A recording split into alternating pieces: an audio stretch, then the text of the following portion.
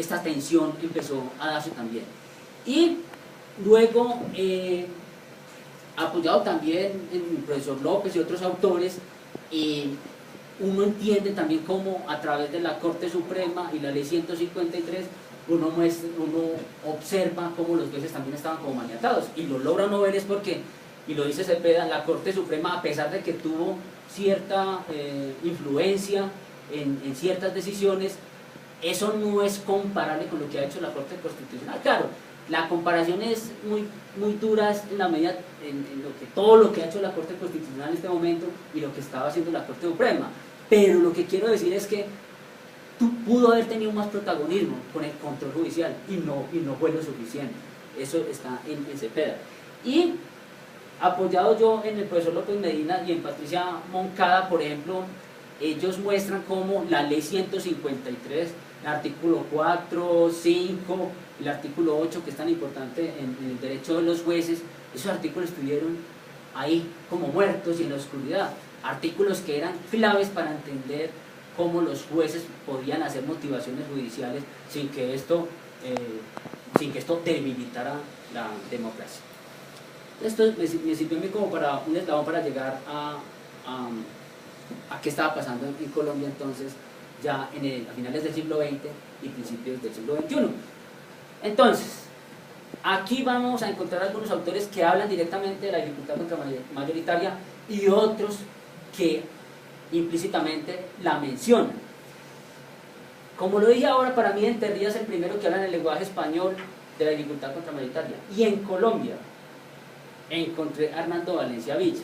Hernando Valencia Villa a finales de los 80, que también estudió en Yale, donde fue profesor Bickel, él menciona por primera vez el concepto de la dificultad contramayoritaria. Y lo muestra de manera muy sugerente, casi que de consejo, diciendo que a finales de los 80, pues todo este conflicto político que hubo en Colombia, dice, y estas tensiones que se generan, dice, sería muy bueno que en Colombia se leyera a Bickel o se apelara a Bickel para entender un poco cómo fue esta discusión, y ayudaría mucho a Colombia, porque dice, en Colombia en este momento no hay teoría crítica, no se reflexiona, y más bien se hace una ingeniería legal como todavía inclusive se hace con los libros de texto que encontramos nosotros en las librerías. Entonces, lo que vemos acá es que Hernando Valencia Villa lo que está diciendo es, miren que Bickel va a ser muy importante para entender un poco esto. Y Ciro Angarita, cuando yo encuentro a Angarita, lo tengo que confesar acá, en la sentencia T406, tengo que confesar lo siguiente, cuando yo empecé a dar introducción al derecho en la de Caldas, la sentencia T400 para mí era sagrada darla, y solamente aquí me di cuenta que Bickel estaba citado en esa sentencia. En esta sentencia, la T406, que es la famosa sentencia sobre el Estado Social de Derecho, Angarita en la nota 5 dice cómo Bickel puede ser importante para entender este momento que va a empezar a vivir el control judicial en Colombia. Y básicamente lo muestra Angarita como, pues bueno, como aquí los jueces van a tener cierto protagonismo, pues los jueces, el control judicial se va a vender más que todo para limitar esos otros poderes que han sido tan fuertes en Colombia. Luego, Manuel José Cepeda en 1997, en este texto de John L., que se había escrito en los 80, que apenas viene a traducirse en los 97 por la Universidad de los Andes, me llamó también mucho la atención porque Cepeda en ese estudio preliminar está diciendo que el texto de él es tan importante porque intenta reconciliar el constitucionalismo con la democracia a través de la judicial review, y que este texto de él va a ser muy importante para Colombia y en un momento donde los Estados Unidos están tomando en serio la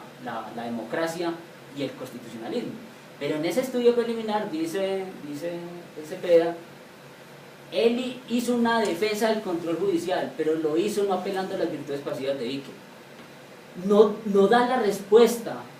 de la dificultad contramayoritaria, pero la deja implícita, digámoslo así.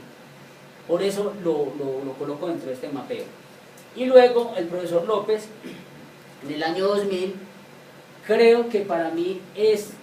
el que primero y literalmente da respuesta a la dificultad contramayoritaria desde el mismo Víquel.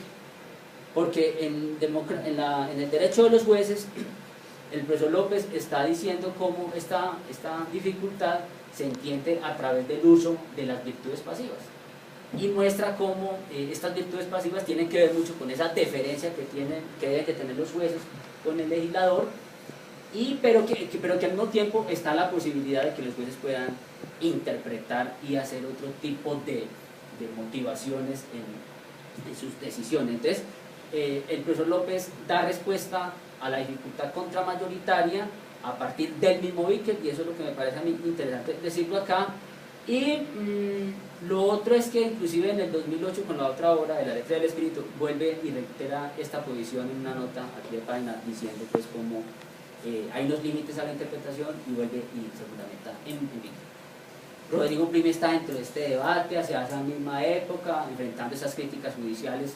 esa crítica económica que se le hace al control judicial. Elena Alvear, de alguna manera, con este texto que estoy citando acá, también hay una idea de defensa al control judicial en torno a fortalecer la democracia, sin hablar directamente de Víquel. Bernal Pulido hacia el 2005 dice que la dificultad contramayoritaria se debe leer, se debe comprender, no para defender